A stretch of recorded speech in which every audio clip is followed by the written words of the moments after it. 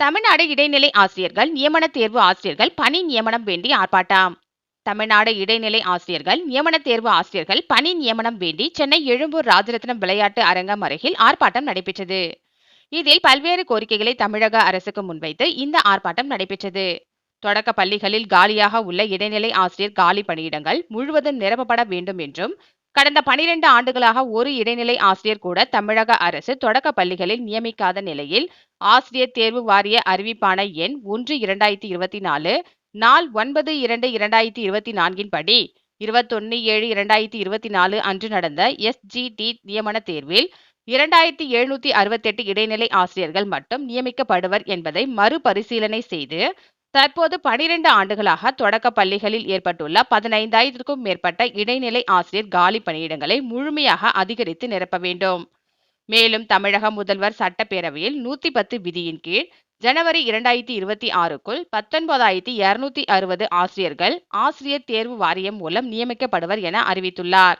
இதற்கான அரசாணை வெளியிட தமிழக முதல்வர் உத்தரவிட வேண்டும் என்றும், ஏழை மற்றும் நடுத்தர குடும்ப பின்னணியில் உள்ள மாணவர்கள் நலனை கருத்தில் கொண்டும் ஆசிரியர் கனவுடன் பல ஆண்டுகளாக காத்திருக்கும் எங்களுக்கும் தமிழக அரசு தொடக்க பள்ளி இயக்குநரகம் மற்றும் பள்ளி கல்வித்துறை எங்கள் கோரிக்கையை முழுமையாக நிறைவேற்ற வேண்டும் என கோரிக்கை வைத்தனர்.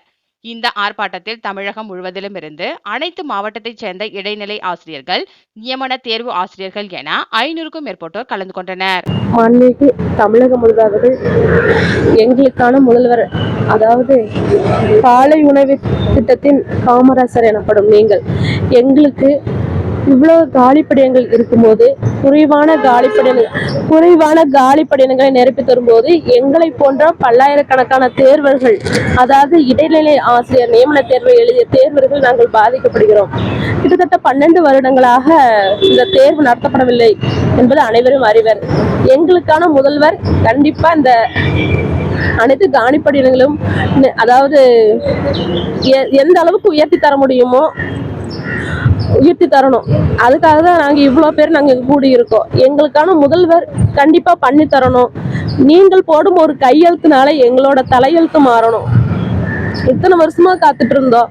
உங்க ஆட்சியில தான் இவ்வளவு வேக்கன்ட் போட்டாங்கன்னு ஒரு வரலாற்று சாதனையா இருக்கணும். அது கண்டிப்பா நீங்க பண்ணி தருவோம் ஒரு நம்பிக்கையோட நாங்க இருக்கோம். எப்படியாவது எங்க தலைவிதியை நீங்க மாற்றி தரணும். ஒவ்வொரு நாளும் நானும் உண்மையளவு தூங்கி ரொம்ப நாள் ஆச்சுங்க.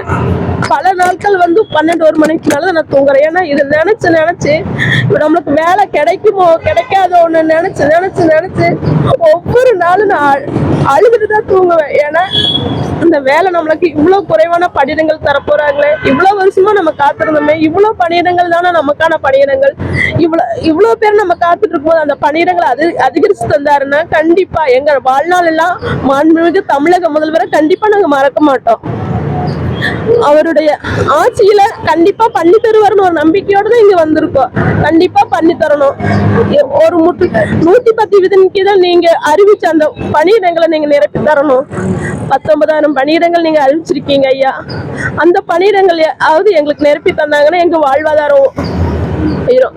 அதாவது நாங்க ரொம்ப கஷ்டத்துலதான் இருக்கோம். இவ்வளவு கஷ்டத்துக்கு மத்தியில நாங்க இன்னைக்கு வேலைக்கு போனாதான் நாளைக்கு சாப்பாடுங்கிற மாதிரி அந்த சூழ்நிலையில நாங்க இருக்கோம்.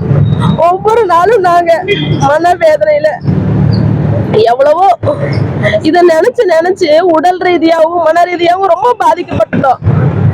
அதாவது ஒவ்வொரு நாளும் அழுது ஐயா முதல்வர் ஐயா எங்களுக்கு பணியிடங்களை அதிகரிச்சுட்டாங்க ஐயா, உங்களை விட்டா எங்களுக்கு வேற கதி இல்லை.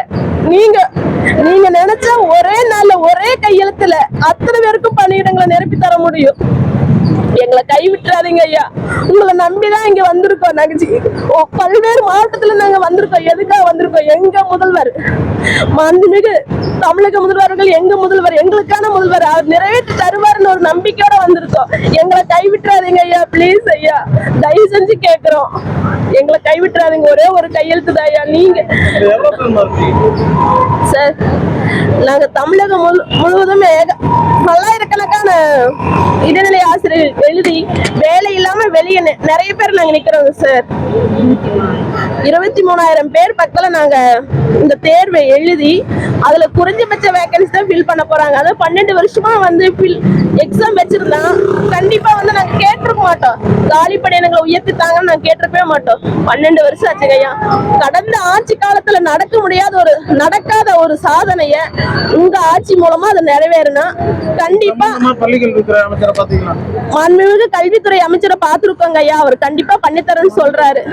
மனு கொடுத்திருக்கோம், கண்டிப்பா பண்ணித்தர. எங்க முதல்வர், எங்க பள்ளிக்கல்வி அமைச்சர் நல்ல விஷயம் நல்லதா தான் சொல்றாங்க. அது எப்போ சீக்கிரமா நடந்தா கொஞ்சம் நல்லா இருக்கும்.